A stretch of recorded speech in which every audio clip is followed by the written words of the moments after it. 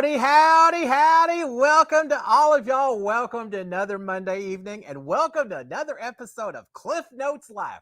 Y'all realize this? I did some counting. I checked the old ones because all the old episodes of Cliff Notes Live are out on my YouTube channel. And I realized this is episode number 46 of broadcasting on YouTube. I did them before that on the TV Co platform, but just in terms of YouTube, I've done 46 things of that. That means you could start from start to finish and you could play 46 hours, just 2 hours shy of 2 days straight of listening to me go on and on talking. That'd be a little, that'd be its own special kind of torture, wouldn't it? But now, welcome to all of y'all. Hope y'all are doing fantastic. My favorite part of Mondays, well, my only part, maybe not my only part, but one of my favorite parts of a Monday evening is that. So welcome to all of y'all. Let me start off as I always do. SKD143. I love my wife. I love my kids. I love all of y'all out there. Love all the reality TV fans. And no short shrift to the people who aren't watching live, who are watching later. Welcome to all of y'all. Thank you so much as well. So welcome to all. All right, we got all kinds of, God, even though it's not Big Brother season, I feel like we got a lot to talk about. I always start talking. I have a list of a dozen or so things I'm going to cover. Half the time I only get about half of those done before the hour's up. We just never have enough time, but that's okay. It's fun doing that. All right, before we talk about any of my little comments and topics and everything, let me just give a real quick shout out. Abanda Low. Howdy. You've been out here for half an hour, so thank you for waiting. I appreciate the patience. Marilyn got the dog. Who let the dogs out? Maz likes my editing. Yeah, we're going to talk a little bit about some of my editing and some of the shows I've been binging. Travel the World. I love your ID name. Parker Odell. Howdy. Brian, howdy to you as well. Mark Taylor. Go Aggies. Why are they ranked now? Well, A&M did win over the weekend against Missouri. After we lost 2 games, dropped out of the rankings, I stopped paying attention a little bit, but I don't know. What are we, number 15 or something? It doesn't matter. I just like seeing my Aggies winning a little bit. And Ma wants me to yell out, Go Bills. Well, considering how bad my Texans are doing right now, maybe it is time for me to adopt a new team. So, all right, Ma, just for you, Go Bills. I remember watching Buffalo Bills. Buffalo Bills used to have an amazing running back, guy by the name of O.J. Simpson. Wonder whatever happened to him. All right, we know what happened to him. All right, Nathan, howdy to you as well, and Joyce as well. Paula Scar, man, all my friends are here. Elisha also. And my pizza bagels won't defrost. Well, Ma, that sounds like a pretty horrible situation, but if that's the worst situation you're dealing with right now, that's all right as well. Listen to me talk for an hour, and by then they'll be thawed out, and we'll both go have a fantastic meal. All right, Parker, is Hullabaloo Diner any good? I don't know, Parker. Hullabaloo was after I was already in school there, so I'm not that familiar with it. It's got a great name. I love it. For those of you who aren't Aggies, Hullabaloo sounds like the weirdest thing in the world. Our fight song starts off Hullabaloo, Connect, and it comes from the old days. That's one of the old yells they did back in the 20s or something. So you'll hear sometimes Aggies saying Hullabaloo and everything. Casey Myers, hello from North Louisiana. Well, howdy, Casey. I've spent a little time working in Shreveport for a while, and a little time in Monroe as well. But yeah, I used to do some oil rig stuff up around Shreveport. So howdy, neighbor. All right. Yeah, Ma saying, why'd you have to bring O.J. Simpson into this? That's been so long ago. Isn't that amazing that most of y'all weren't even alive when OJ, well, most of y'all, a lot of y'all weren't even alive when OJ Simpson took off in his car trying to escape his Ford and all of that. I remember watching that. Hey, he talked about some exciting TV. So yeah, it's been a while. I figure I can talk about it every once in a while. He had some issues, right? I mean, yeah, his later life has not been the way we expected. There was a fantastic movie called Capricorn 1. If you haven't watched it, go check it out. He has a role in it. But it's just an amazing movie, and we'll talk about that some other day. All right, let's talk about something else. Before we talk about reality TV, I had a couple of kind of important, he was in Towering Inferno as well. One of my other favorite disaster-type movies, that and Poseidon Adventure. Man, I used to love those kind of movies as a kid. Fantastic. All right. Let's talk about today. Today in the world. Today, what's going on? First of all, there's so many different things. Today is national this, that, and everything else. Today is National No Beard Day. So I feel like I fit right in. Yes, indeed. I never knew there was such a thing, but today is National No Beard Day, celebrating all the clean shaven men and women, I guess, celebrating all the clean shaven people around the world. So congratulations to those of you who choose not to have a beard. I've never had a beard. I've thought about it a few times. When I was working up in Alaska, oh, it was so cold up there. It was brutal when you'd be out at 3 a.m. and it's, of course, it's always dark up there during the wintertime, but minus 50 degrees or so. I'd see these guys with these big long beards, and I thought, man, that's just a built-in parka, or built-in insulation. So I thought about growing some beard while I was up there. The problem was when it's that cold, when people breathe, just the moisture in their breath and everything, the moistures that came out of their nose or came out of their mouth would freeze on their beard. So after about an hour or so of being outside on these drilling rigs or outside the drilling rigs, you would look up and their beards would just be a big old white block of ice because it was so freezing up just the moisture. So they'd have to go inside every once in a while and just to thaw out their beard. So that was enough for me to think, yeah, I maybe just wear an extra scarf over my face. That seems to work okay. So yeah, I've never really been the kind to grow a beard. My wife probably isn't a big fan of beards either, and that's a big part of it. Yeah, if she doesn't like it, I don't like it either. But I don't know if y'all remember. Now, what's this? Fun fact. Back in the day, if you touched a man's beard, you had to fight him to the death. I've never heard that, Ma, but that wouldn't surprise me. You know what else? If you come up and you tug on a guy's beard, you may still have to fight him to the death, right? Yeah, there's some things you don't do with a person's beard. But yeah, I remember when I was in the Big Brother house. I got in there. Yeah, y'all know me. My hair's pretty short. The other people in the house, primarily the guys, they're doing all of these things. They're pulling their hair back into kind of buns and ponytails and doing all kinds of stuff. And Jack was in there talking about shaving his beard into a goatee and doing all these things. Well, I was feeling a little left out, and I wanted to try to fit in with everyone else who was in that house as much as possible. So they talked me into trying to grow a mustache and a goatee. So just this area right here, let that go ahead and grow out. And I said, yeah, I'll do that just to be a little bit different. Part of it's probably because I spent so much time watching Survivor. And that show, they go the whole season. By the time they get out, they all have these beards, bushy beards and all that. And I thought, all right, well, I'm not exactly on Survivor, but I might as well do the same thing. Come out looking completely different. I'm in the house, so my wife can't say anything to me, right? So I decided I was just going to grow a little beard, a little goatee. Well, I started doing that until day number 23. Y'all remember what day number 23 was? Yeah, I'll never forget. That's the day that they came after Nicole. They put me on the block, but the main part of it was that was the day that they just really, the big alliance went after Nicole. They went after Ovi, just screaming, just not being nice. And it really, we talked afterwards. After it happened, I remember Nicole and I talking in the back room and everything. But then I spent a lot of time at the kitchen table. And I finally just said, you know what? I'm not playing their game. I'm not playing a character because I was trying to fit in with what they were doing. I said, I'm not going to do that anymore. I'm going to be Cliff Hog. I'm going to be the guy who I came into the house being. I'm not going to try to adapt to what they want. I'm going to just be my own person. And as part of that, I said, the beard, the goatee, the mustache, it's got to go. So while they're all upstairs in the HOH room laughing and throwing all of us under the bus and just thinking it's the most funny thing in the world to be yelling at us like that, I went into the shower. I shaved it all off. From that point on, inside the Big Brother house, I stayed clean shaven, and I'm glad I did. I'm glad I didn't. I'm glad I didn't give in and try to represent something I wasn't. That's just me. So anyway, that's my little national beard story, or no beard story, I suppose. All right, let's see. Ma saying also in the Russian army, Prussian army, if you didn't have a beard, you had to draw one on. Well, now that would be kind of funny. That would be fun. You know what? If I had to draw one on, I guess the beard, I'd do whatever. I had a mustache. I'd have the biggest curly Q mustache. I'd look pretty good at that. Here's another reason I've never had a beard, because I worked in the oil field for so long.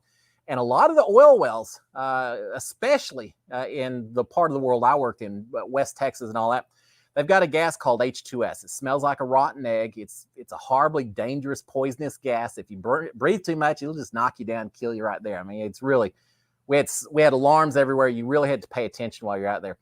Well, one of the things is that if there was ever any H2S on a rig, we had to have respirators nearby in case it suddenly came rushing to the surface so we could breathe. Well, if you had respirators, you couldn't have a beard because you couldn't get a tight enough connection against your face. So one of the big rules in the oil field was you couldn't have a beard. You had a mustache, but you couldn't have a beard. So maybe that's the only other reason I never did it. So there you go. There's my non-beard story. And Brian saying Capricorn 1 talking about conspiracy about the moon landing. Yeah, it's or Mars landing, as I recall. But oh, it was cool. I need to check with Kat Dunn, see if she's ever watched that. As much as she is into conspiracy stories, if I show her Capricorn 1, she'll never trust anyone ever again, because it's one of the greatest of the conspiracy theory. No, it's not. It's all fiction. I mean, it's really cool. Watch it and then come back and let me know what you think. All right. So what else is going on beyond National No Beard Day? Very, very important day. Did y'all know that today is National Chocolate Cupcake Day? Got to be one of my favorite holidays. I didn't know it was such a thing, but if I had my way, I'd have a National Cupcake Day 365 days a year, and 364 of them could be chocolate, because I really love my chocolate cupcakes. Just to let you know a little bit. Yes, indeed, I have in the pantry a chocolate cupcake. Yeah, this is a dangerous time of the year. We go to the grocery store and I see all the candy out for Halloween. And I always say, let's buy a little bit of candy. Yeah, just start stocking up for when Halloween gets here. Well, it never works, because by the time Halloween gets here, I've eaten all the candy anyway. If it's sitting in the house, I'll probably eat it. It was hard in the house, the Big Brother house. They had those little Hershey's chocolate bars in a bowl, and every time I'd walk by, I'd grab one. That was tough, always having that there. But yeah, I always buy the candy at Halloween. It never quite makes it to Halloween. Now, it's a little bit tougher to justify the chocolate cupcakes. I can't necessarily say I'm buying those to give those out for Halloween. I just thought they looked kind of good. And now I've got a reason to celebrate. I'm just in with the times, right? I didn't even know it was National Cupcake Day, and yet I'm prepared. Maybe that's going to be my meal for the evening. Little Debbie's. Yeah, I don't need that fancy stuff. We got the cupcake stores here in Houston. What is it? Crave and some of the others. They charge $20 for a cupcake. They got gold leaf on top of it, or they fill it up with caviar. I don't know. Caviar on a cupcake may not be my first choice, but expensive cupcakes, I'll go with the $2 for an 8-pack or whatever that Little Debbie's is, and that's all I need. I'm a simple man. I don't need the fancy flavors. Just give me a little chocolate, little cream filling. I'm good to go. All right, let's see. Yeah, Ma saying, Cliff, like to share those. You're not going to get anywhere close enough to my house before those are all gone. Trust me on that. I'll share the box with you. I'll give you directions on how to find your own, Ma. How about that? I loved when Nicole, I don't know what I was thinking on the HOH basket while I was in the house. I got some cool stuff. I mean, they ask us before we ever go into the house, what are some of your favorite foods? And I don't know what I was thinking. I told them, I think I got some powdered donuts, which I like, Oreos and Fig Newton. I mean, lots of things that I really like. I should have just said, just load me up with chocolate cupcakes, ding dongs, Twinkies, all of those I would have been perfectly fine with. Nicole, she had a lot of those things. She had a whole lot of those little, I don't even know what they call them, the little Rolos or little unicorn bars and everything else. I like Nicole's HOH basket. I was glad she won HOH, but I especially liked her basket as well. All right, Mark Taylor saying, what was your favorite candy as a kid? Wow. I was always big into just the straight up Hershey bars. No, I take that back. You know what my favorite was? Three Musketeers. And I like it even to this day. The chocolate on the outside, a little bit of the fluffy on the inside. That's also a little bit of chocolate. So that's got to be my favorite. Now, I also really love cherry sours. Oh my gosh, I would go when we go to the movies. That was our little treat, was we could get a little snack there, and I would always get cherry sours. So I love those things as well. Now, nowadays, what's my favorite snack? My favorite candy? I love my chocolate.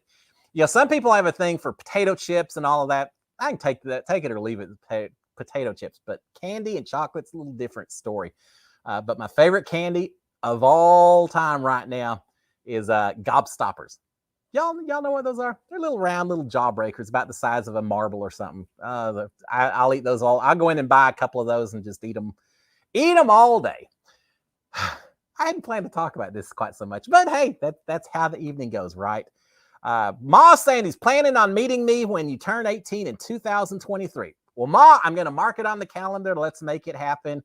I'd love to meet a lot of y'all. If any of y'all ever see me out in the wild, grab me and say, hey, I watched you on Cliff Notes Live.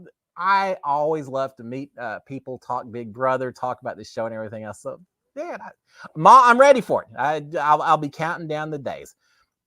And Ma saying, grab this Hershey's bar subconsciously. Thank you. Oh, thank you. That sounds pretty good.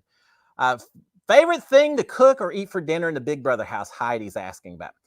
That's hard, Heidi, because we had some people in my season that were so focused. We'll just use that word. So focused on the food in that house that lots of times I'd go downstairs or come out of the bedroom. That's, oh, we're fixing chicken. We're fixing this or that. Not just Taco Tuesday. Every night seems like people like planning what we were going to eat, which is fine. You know, whatever. You cook, I'll do the dishes. I want to make sure I did my share of the chores. But Heidi, I think my favorite things inside the Big Brother house, first of all, breakfast. And maybe it's just because I was the only person awake and I had a little private time, but I would normally cook up a couple of things of toast. If we had eggs, and we didn't always have them because once you run out, that's it. No, I guess I got football starting up. But if I had eggs, I'd fry up a couple of eggs and put those on a piece of toast. Perfect breakfast. Now, I also ate a lot of cereal while I was in there, but I had to be careful because I remembered back in, was it season 19, Matt?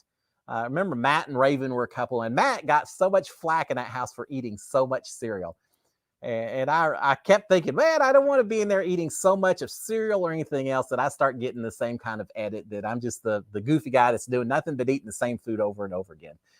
But I like that. Now, I give you one more, Heidi. We had just the cheap old basic Kraft cheese and macaroni that you can buy for what, $1 a box or so.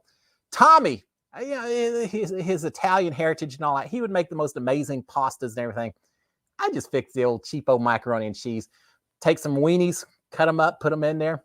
That's my go-to meal. I've eaten a lot of that over the years while I've traveled and such. So that was a lot of fun. All right, Amanda Lowe, was Jessica's cooking as good as it looked? Yeah, Jessica cooked. She cooked well. I had no problem with Jessica. Jessica and Holly were definitely the two cooks in our house. And yeah, Jessica. Yeah, here's what I liked about Jessica. Jessica, with a little Hispanic heritage, she tended to spice things up just a little bit more than other people in the house did. So she was big on the spices, and I've always loved the spices. So yeah, I really liked Jessica's food. And then Holly was big because she used to do camping out in their dude ranch and all that stuff. So the two of them were pretty good. Jack and Mickey and some of the others, I mean, they'd fix these huge steaks and they were fine. If you're into the big old proteins and all, then they were fantastic. But theirs was kind of basic, you know, very one note and everything. They didn't throw all the spices and everything like Jessica and Holly did. So yeah, I can't complain about the way I ate while I was in that house. I had some pretty good food, while I was in there. Definitely a lot much better food than I'd get if I was on Survivor. Have y'all been watching this, man? Those Survivor contestants, I guess this is the first season where they don't have any food whatsoever given to them. No bags of rice, nothing like they've had in past seasons. They're out there cutting coconuts open and catching crabs, catching a different kind of crab than maybe some shows have. Catching crabs out on the beaches and all that stuff, and seems like they're going a little hungry at times, which would be pretty tough. We saw in the last episode, one of them, the second place team in the reward challenge, won a fish that they got to eat, which if you're going hungry, it's a pretty good deal. But I got to say, this fish was, I don't know, this big, and it was bright blue. It'd be like eating some tropical fish in your fish tank or something. I was sitting there thinking, man, just give me some basic fish. I don't feel guilty for eating it. This is a beautiful, pretty fish. But when you're hungry, you know, they ate the fish. And so they did. All right, a little story. And I don't have any details on it because it was just in passing and I forgot all about it until just now. I saw a story on Yahoo News or something else. There's a woman over in Japan who got upset with her husband because I think he wasn't doing the dishes or something that he was supposed to be doing. And so she decided to get back at him by taking his prized tropical fish out of his fish tank and cooking that for dinner, which she did. And that's brutal enough. But then I find out that this tropical fish has an approximate retail value of $300,000. It's considered one of the most prized fishes that you can have in Japan, and everyone fights to get them. And when they get that big, it's a huge deal. She cooked that sucker up for dinner. Man, I hope she enjoyed it. Can you imagine that? So there you go. I don't have any details other than just a story in passing. So you never know what you're going to hear on this show, right? All right. That fish was colorful. Yeah, on Survivor. Yeah, it was. I don't know. I don't normally eat blue foods. If it's a blue fish, if it's blue meat, if it's blue, I'm trying to think. Blueberries, I guess you're okay with. Anything else? I may pass. Go with the more standard food type colors. Green's good. Blue, maybe not so much. Blue cheese. I like blue cheese. Now, why am I talking about it? I like blue cheese. Most people don't like it. Let's move on to something else other than just talk about Cliff's food choices for the entire evening. All right. Let's see. Let's talk about Big Brother. We got some of those that I want to talk about. First of all, I don't know if y'all heard the news because it's brand new. It happened about 30 minutes before I went online. Did y'all know Nick Macaron, my Nick from my season, is a father? Yes, indeed. He hadn't been pregnant. His partner's been pregnant, and she apparently just gave birth a little bit earlier this evening. They've got a brand new baby girl, Juliana Brielle Macaron, and she's, I think, 7 pounds 6 ounces, so she's a perfect size. He had a picture up there, and you can already see the smile on Nick's face just looking at his brand new baby girl. I'm so excited for her. It's so cool. And it was a girl, which took away those hard choices, because if it'd been a boy, I would have told him to name the baby after me. I don't know, Cliff, or maybe just would have called baby Hog. I don't think that would have gone down. But yeah, congratulations. I'm so happy for him. I just being a parent is so different. And now Nick is a brand new dad. He's got a little girl. The second he looked in her eyes, I'm sure he immediately fell in love, if not before. And so congrats to Nick. I'm so many cool things happening. Nick's got a brand new baby daughter. Christy is getting married here in the next few months. Nicole's got her beau that she's having a blast with. So happy for everyone that's in my house that's going forward and living their lives. So all right, now I got to address this. And Ma saying, who here thinks Brad from Survivor looks like Bill Walton? Thank you. I could not think who Brad reminded me of, but I think you're right. He definitely is kind of a tall, lanky individual, right? Yeah, we lost Brad last week or 2 weeks ago, and then this week we lost JD. I hated that. I was cheered for JD. JD was one of my top picks to begin the season. He and Nasir were the two people I really thought were going to do well, and JD was way too trusting. I know a thing or two about being a little too trusting on a reality TV show, right? I can empathize. I can sympathize with JD. Yeah, I hated to see him go, but now you're right, Brad. You're right, Ma. Now I know who Brad reminds me of. Thank you. Hadn't thought about Bill Walton in a while, but I think you're right. All right. Here's another thing. Let's talk about a couple of things. All right. I'm trying to read comments and look at my topics as well. All right. Blue Jolly Ranchers. Yeah, Ma, even with Blue Jolly Ranchers, I'd rather take the hot fire cinnamon or the cherry or the green apple. Love the green apples. All right. Mark saying, who's your pick to win it all in survival? I don't know at this point. Shan. She's pretty ruthless. I think she kind of deserves it. And I don't know that she will, but I think she's really playing the game well. So I could see her maybe doing something. I kind of like Danny as well, and I kind of like Nasir. But I don't know. It's so early. I'm not making a winner's pick just yet. One of them's already gone home. So obviously I need to reevaluate. But now I really like most of the cast this season. I don't have anyone that I've watched. I'm just like, oh, what a flop. Why did they ever get cast? Even the ones who aren't necessarily doing fantastic in the challenges. Heather, I'm talking about you. Yeah, there's some that aren't doing real well and seem like they're really at risk of getting voted out of this game. But I still like them. I still think they're good choices. You can't have everyone be the uber athlete. And they're all playing their own games. I'm really enjoying Survivor so far. All right, I'm going to try to get back to some of these first off. But let's finish off talking about some some Big Brother news. So let me do one thing before I go any further, because this is having to do with charity, and it's important. It's to my heart a little bit. For those of you who don't know, check out I'm going to post on my story here in the next few hours, I think, as well, or later this evening. But check out my post on Instagram or my post on Twitter as well. I'm doing a for Hearts of Reality, which is a charity that represents. Brian already posted it. Thank you, Brian. I was thought I'd seen that a second ago. Thank you for that. Hearts of Reality is a charity that helps a group called Give Kids the World, and the idea is there's so many kids that want to go to Disney World, kids with terminal illnesses or severe illnesses. So they and their family, they don't just go to Disney World. They actually can go stay at Give the Kids the World Village. And this village has a whole bunch of housing set up so the kids and their family can come. And every day in the village is a different celebration. One day it's Christmas, one day it's New Year's or Easter. And so there's always parades. And anyway, it's just a way to get all these kids and their families a place to stay for free. And then also they get to go to the Disney and Universal, all the different theme parks in Orlando, and just enjoy their times with each other and forget about the illness for just a little bit. So that's the background for Give Kids the World. But Hearts of Reality is a charity that supports them, that's really tight with the reality TV community. Every year they have fundraisers. I've done a few of them already.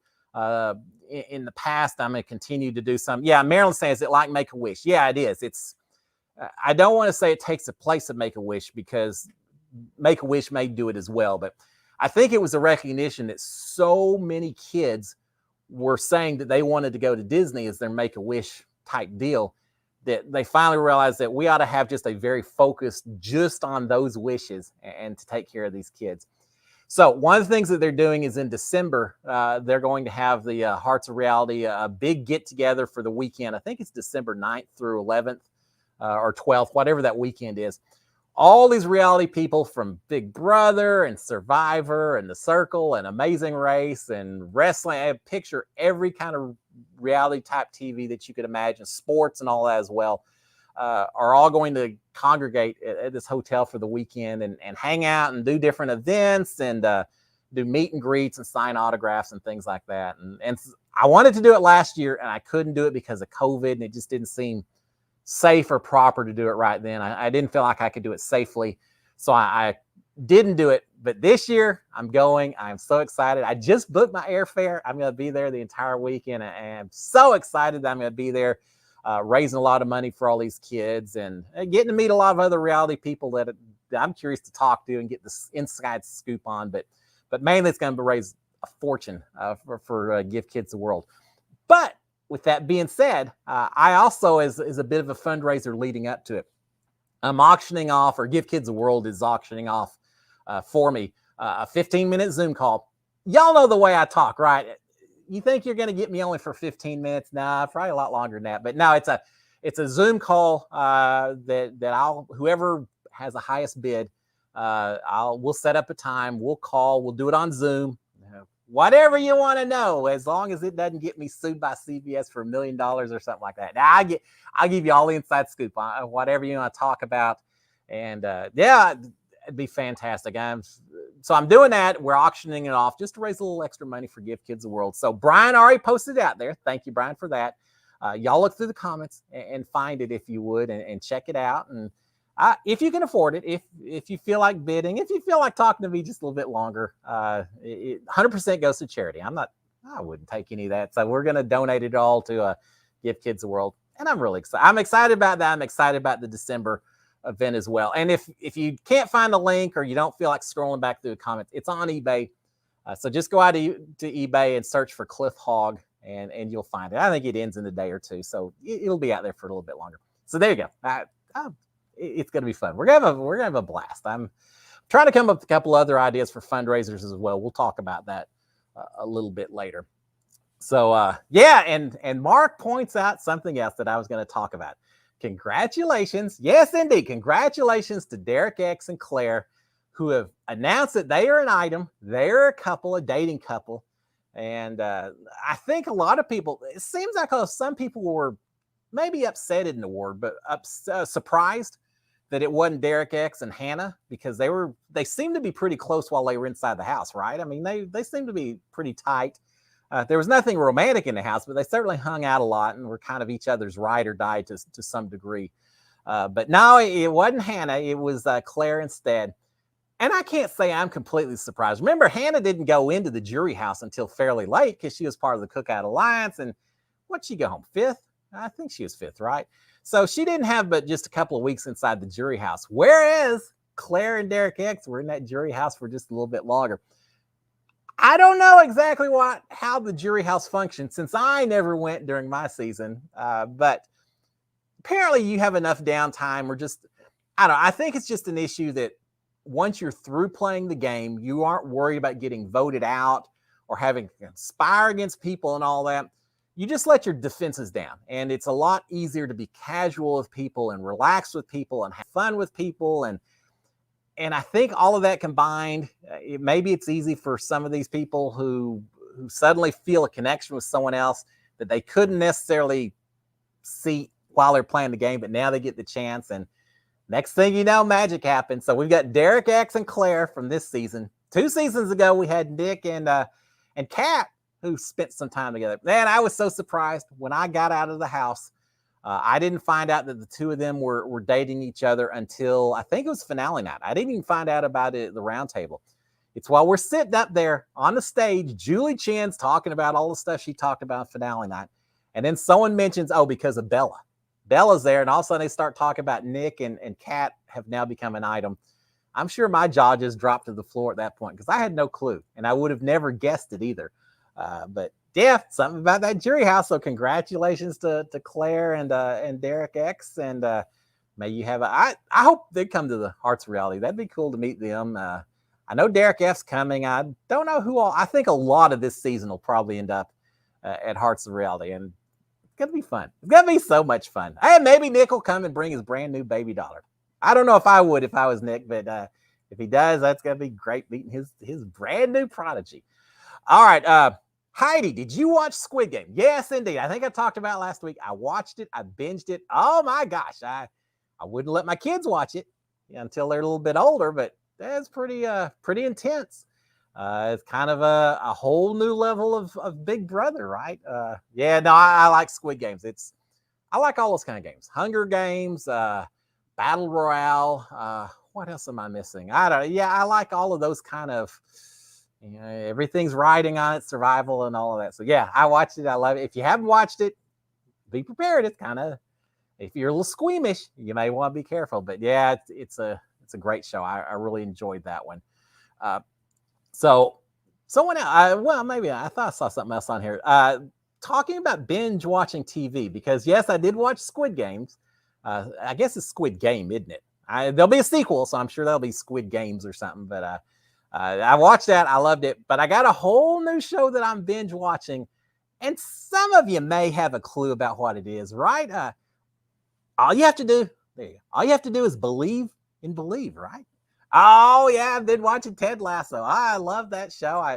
I just started watching it over the weekend. I've only watched the first season. There's 2 seasons out there, so I haven't watched the second season yet, but I will, and I'll probably have seen it by the time we get here next weekend.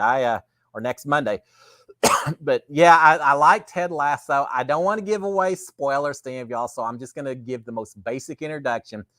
An American football coach who goes over to the UK and becomes the head coach of a soccer club, which if any of y'all are Brits, you probably are saying, it's football here too. It's just, we don't call it soccer, it's football. Yeah, I know, but we call it soccer. But Ted Lasso goes over, becomes the head soccer coach of a club, knows nothing about soccer, and the rest of it I'll just let y'all explore and discover. But it's just a lot of fun. It's just fun watching this guy interact and figure things out. And yeah, I've enjoyed it a lot so far. I've really liked it. Now here's the story that y'all may not know. Is Ted Lasso based on a true story? I don't think so, but I have a Ted Lasso story in my own past, in my own background. It's in the show, it's not just about soccer. So for those of you who aren't into sports, don't think it's just about, the X's and O's. I guess they have X's and O's in soccer, just like football, right? It's not about that. It's all about the relationships, him trying to figure out how to interact with people and just adjusting to different culture and expectations, all that. You just have to watch it. It's a lot of fun. But I've got my own Ted Lasso story. And here it is. Back when I was in junior high school playing football, so 7th, 8th grade, I had a coach by the name of Jack Reeves. And Coach Reeves was my coach all through junior high. When I got up to the high school level, he got promoted up to the high school program as well. So he was actually my coach for 5 or 6 years. He was a long-time coach for me. So I knew him pretty well at the time. A football coach. Really nice guy, but that's what he was, a football coach. Well, I think it was my sophomore year of high school, they decided to add soccer to the sports program in the schools here in Texas. And so suddenly my high school had a soccer program, and there wasn't a single coach at our school that knew anything about soccer. And they didn't want to hire a new coach.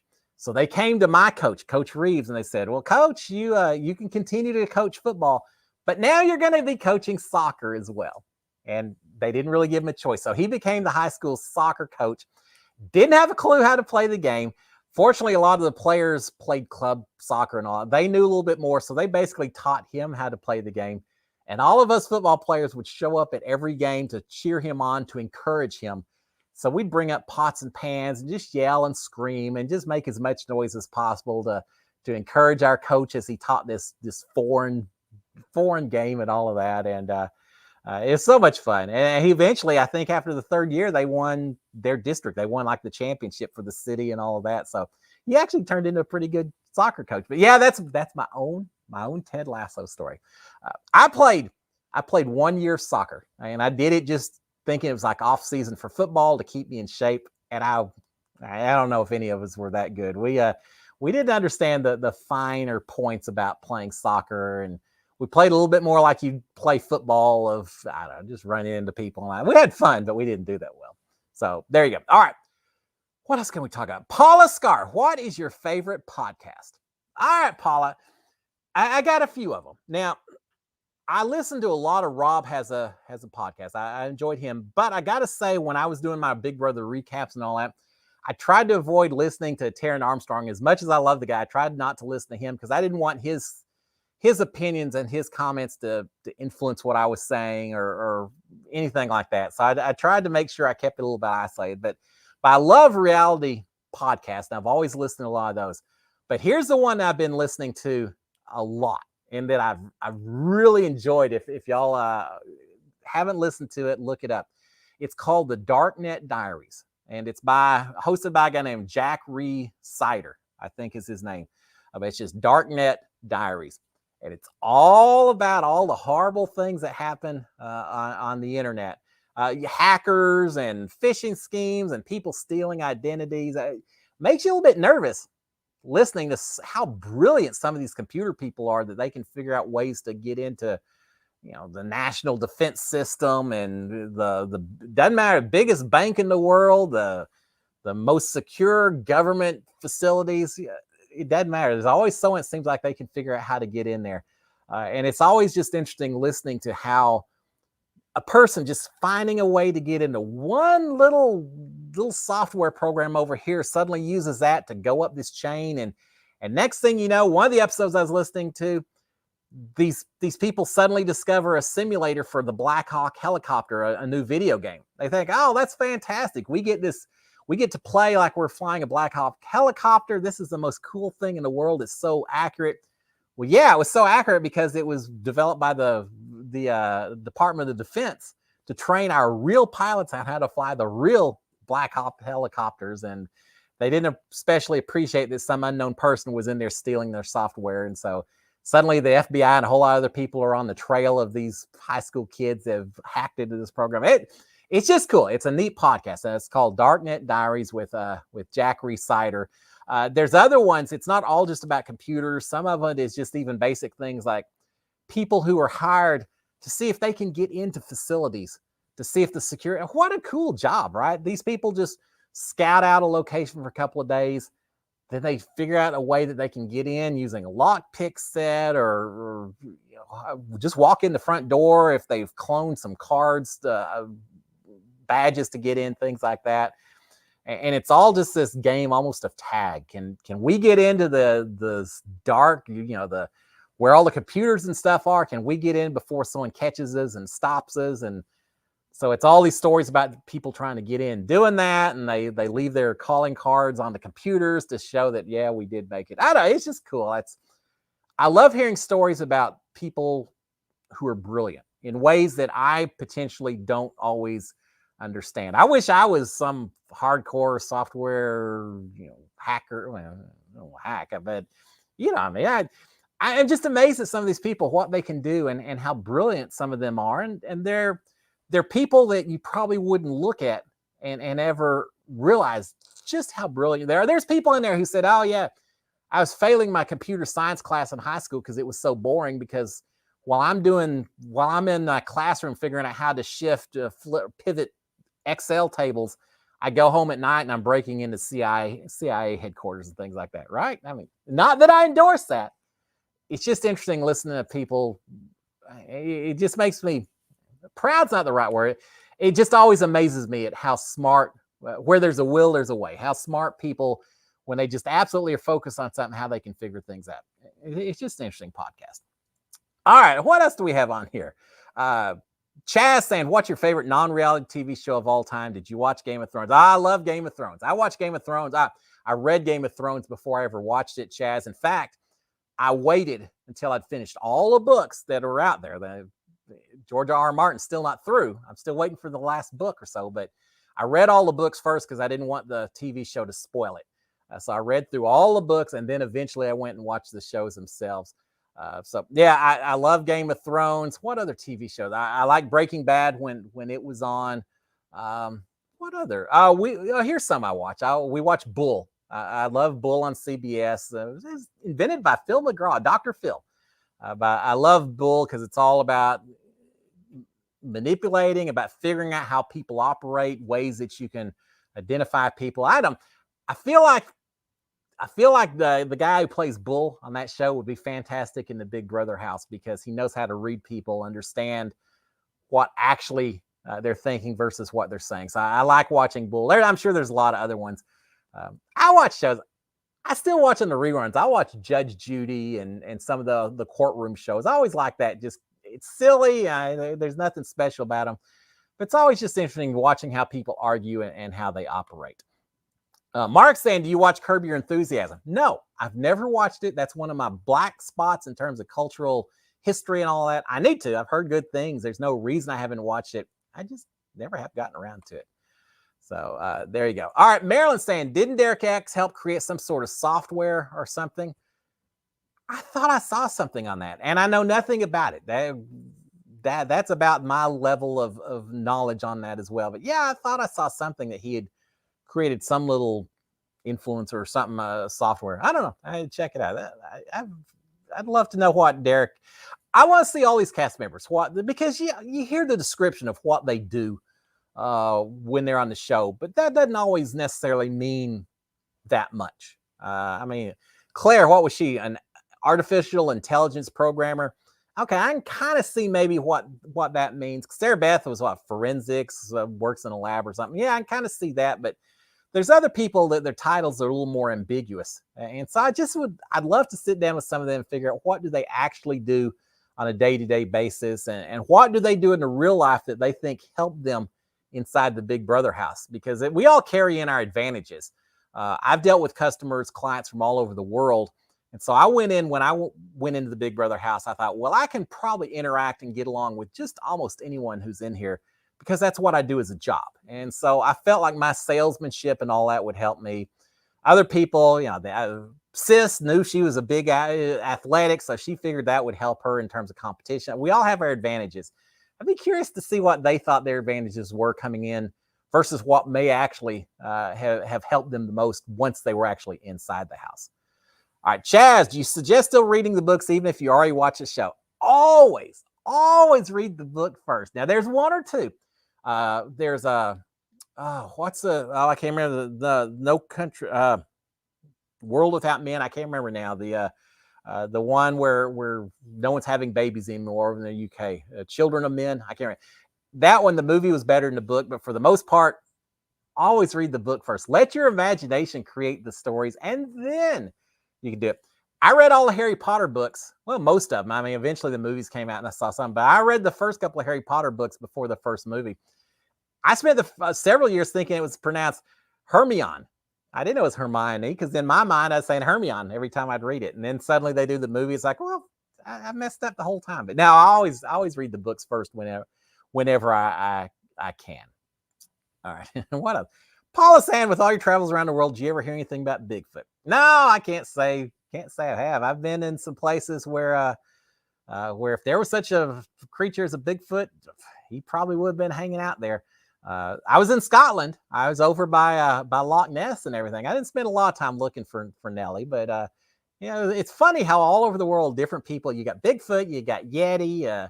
Everyone's got their own little creatures and such mysterious animals. But I can't say in particular. I haven't seen any Bigfoot going around, other than Claire, right? Wasn't that horrible? What was that? The Zingbot gave Claire a hard time for having big feet or being tall or something. Zingbot's got to up his game a little bit sometimes. Let's see what else. As I go through these I've been trying to keep up with guys. If I missed them, sorry about that. Cliff has great taste in TV shows. Don't like Phil McGraw though. Oh, well, I don't have any problems with Phil McGraw, Dr. Phil.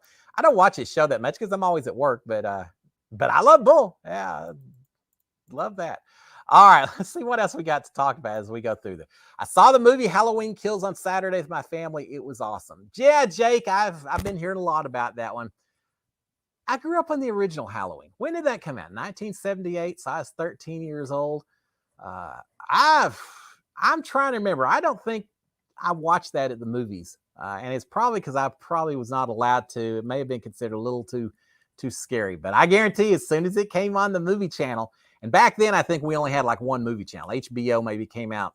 I don't even think we had HBO until a couple years later, but I remember watching.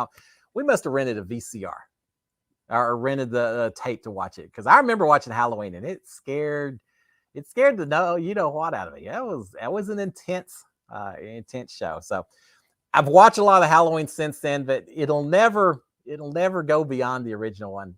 So scary. Because back then it was a whole different kind. I was gonna say a whole different kind of show, but we always had those scary kind of shows. I remember as a little kid, like second grade or so, I snuck in. The babysitter didn't know I was watching. I watched a show called I Know What You Did Last Summer, or I Know What You Did Last Night, I think was the original title. And that scared me to death as well. Little kids can be, you shouldn't be watching some of those shows. We'll just leave it at that. Ma saying Zingbot's defense somehow guests really aren't Zing worthy because they got nothing going on. Doesn't matter. There's always something that you can identify. When you're in there talking for 24 hours a day, there's always something that Zingbot should be able to pull up that doesn't have anything to do with your physical features. We don't need any body shaming on Big Brother. We just go after the gameplay and all that. Lord knows we could have come up with enough of that for any of those people in the house. I was so happy to have Zingpot, though, that I got to stick around long enough to see Zingpot my season. That was such an iconic moment. It was really cool. I one of my highlights of my season. All right, Tim C. Will you be watching Wheel of Time on Amazon Prime? It was my favorite book growing up. Hope they don't ruin it. You know what? I don't think I've read Wheel of Time, the series, but I've heard so much about it. I'm huge into science fiction. Huge. Speaking of, Dune's coming out, and I'm incredibly excited about Dune because I've read all the Dune books. I watched the original one with Dino De Laurentiis and Kyle MacLachlan and all that. So I watched the original Dune, and now I'm so excited for the new Dune. I think it's going to be fantastic. But Wheels of Time, I don't know that much about it, other than some of the people I've talked to, other science fiction people, have gone on and on and on about it. So I'm looking forward to it. Kind of hit and miss on these sci-fi shows, right? Especially because, correct me if I'm wrong, but isn't Wheels of Time a bunch of books? So to try to squeeze that into a movie, I don't know. We're going to see. But hey, I always can do with a good science fiction film. I watched 2001: A Space Odyssey last weekend. You gotta really be into science fiction to watch that, but I watched it a few times. All right. So there you go, Tim. See, once it comes on, we'll talk about it. Let's see if it's any good or not. I may have to read the book though first, right? That kind of goes against my golden rule to if I watch that before reading the book. So we'll see. All right, Cliff, Chaz saying, what was your zing again? I'm having a brain fart. All right, Chaz, mine was, I didn't care about it, but it was fine. Zingbot started off by saying something about, oh, y'all have been living in this house with this big-bodied, voluptuous contestant or something. And the way they said it was all we thought they were going to be talking about Jessica and her modeling and all of that. And then it's Cliff, sing! Like, all right, yeah, whatever. I got a dad body. Yeah, I get it, Zingbot, whatever. So, yeah, everyone laughed about it. But then, I don't know. I was amazed. I went in because you spend so much time in there thinking, oh my gosh, what is Zingbot going to say about me? How is Zingbot going to just drag me down with something? And I figured with me, it was going to have to be me talking too loud, being overheard by Christy or I don't know, or flipping to get cat of that. I didn't know. I figured it probably had something to do with either me getting overheard and cratering my game, or maybe me suntanning out in the backyard or something. I didn't know. But yeah, when they talked about me being a voluptuous figure, I was like, whatever. Mine was kind of so-so. Now there were some tough ones in my season. The worst was going after Nicole, saying she didn't have any friends in the house, just like she didn't have any friends in the outside world. First of all, Zingbot was wrong. Everyone liked Nicole inside the house, and she's got plenty of friends. I didn't like that one. I thought that was a dig, but it was that's Zingbot. You expect that. Zingbot called Tommy an attention whore, and can't really argue with that, right? I mean, that's who Tommy is. I don't think it fazed him one bit. So yeah, it was just cool having Zingbot in there actually throwing this stuff out. The anticipation was almost more exciting than the actual zing, because you just didn't know until it was said what was going on. All right, Tim saying, Wheel of Time's longest fantasy series ever written at 4.4 million words. All right, so if I read the books, and I'd heard that, I knew it was long. So if I read all the books first before I watch this show, I'm going to be, in my 70s before I can watch this thing. So I may have to bend the rules just a little bit. Maybe I'll read the first book and then follow up with the movie. But all right, if it's 4.4 million words, then that means this movie's going to be longer than the Lord of the Rings finale, right? It's going to have to be, right? We'll see. I love Lord of the Rings. Another one of my classics. I love fantasy and sci-fi and all of that. All right, Chaz, what do you think about the challenge switching into 3 teams of 5 last week? I've been watching the challenge. I've enjoyed it so far. I hated to see 1 or 2 of my Big Brother people go, but we lost Fessy, we lost Amber and all that. I've enjoyed the season. I thought it was interesting that they. I like the idea that they're no longer partners of 2. I understand the strategies and all of that, but I like the fact that you're not playing just dependent so much on a single person, because there was so much about, oh, my partner has to be a vet, or my partner has to be a rookie, or else it's going to mess things up. Yeah.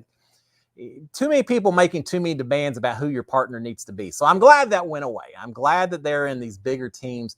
Now we'll see what happens. What I'm really waiting for is when these teams go away and they're just individual players. And that may be a while before that happens. But I like the challenge because it's so different every single year. In terms of some of the rules and how they work it. Was it last year and the year before you had to get Gold Skull to make it to the finale? Well, not this year. Now it's all about who you're partnered with and who you can get rid of. And so, yeah, I don't know. We'll find out how that works, Chaz. I don't know right now. And Mark Taylor saying, can Brady win another Super Bowl? I don't know. Everywhere he goes, he seems to do well, right? I got to say, I like Tampa Bay. I've been a fan of Tampa Bay because Tampa Bay has Mike Evans, wide receiver, former player for Texas A&M, so I've always followed him throughout his career. A wonderful guy, and Mike Evans, just such a nice guy. So Brady, I can take it or leave it. I'm a Houston Texans fan, so I've seen too many games where Tom Brady as a New England Patriot dashed our hopes. So I don't have any super fond memories involving Tom Brady. So whether he wins another Super Bowl or not, he's such a great player, but I want to see Mike Evans. I want to see him win a Super Bowl just so Mike Evans wins a Super Bowl. There you go. All right. 7:57. Wow, guys, it's going quick. All right, so with that being said, let's go ahead and start wrapping up. Unless y'all got one or two other things out here, I think we're pretty much getting taken care of. Let's see, Hannah. Well, a good thing it's completely all right. I'm gonna let y'all put the Zingbot zings together for Hannah or anyone else. If I start throwing out zings, all that's going to do is get me in trouble when I go over to Hearts of Reality and someone gets word that, oh, Cliff was throwing you under the bus talking about this, or the other thing. So I'm going to leave that to y'all guys. But with that being said, just as a reminder, we do have Hearts of Reality in December. So if you live in the Orlando area or you just feel like taking a vacation, come on, come down and we'll meet. Ma, you don't have to wait till you turn 18. Come on down. We'll visit a little bit then and have a lot of fun. But before that, do go out to eBay, check out my link, and look at my auction. Whether you can bid or not, go take a look at it. Just I don't know if eBay counts views and all that, but check it out. I'm so excited to be raising a little more money for charity. And again, I'm going to talk to y'all about some more fundraising here on down the road. What else was I going to say? I don't know. Oh, final thing. Yeah, as I always do, or as I've done here lately. If you are already a subscriber to my YouTube channel, please do it. I feel like everyone says that out here. I guess that's important. Subscribe if you would, because then it makes it that much easier. You'll get the notifications, whether it's Cliff Notes Live tonight, whether it's the Survivor recap that I'll be dropping Wednesday night, or who knows what else is going on. I may have a surprise here or there to throw out before too long. But wow, Brian is saying I'm up to 100. Wow. All right, I guess there's some people that are interested in talking to me. That's cool. I'm happy to be raising money for charity. But thank you, Brian. It sounds like my auction's taking off a little bit. So thank you so much. So again, thank y'all so much. I appreciate everything you do. When is Hearts of Reality again? It's December 9th through 11th.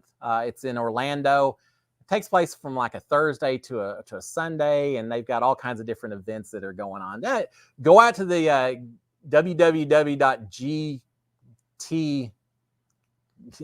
gktw.org. I had to think about that for a second. Or just type in Hearts of Reality. You can find the details. But yeah, they do all kinds of cool stuff. All right, guys, I'm going to shut it down. Thank you so much for another fun Monday evening. As always, let me finish it off with a big old SKD. Love my wife, love my kids, love all of y'all out here as well. Y'all have a fantastic Monday. Have a fantastic rest of the week. I will talk to y'all, drop an episode of Survivor on Wednesday, and then I'll see y'all on Monday evening as well. Thanks, guys. Y'all have a fantastic one. Cheers.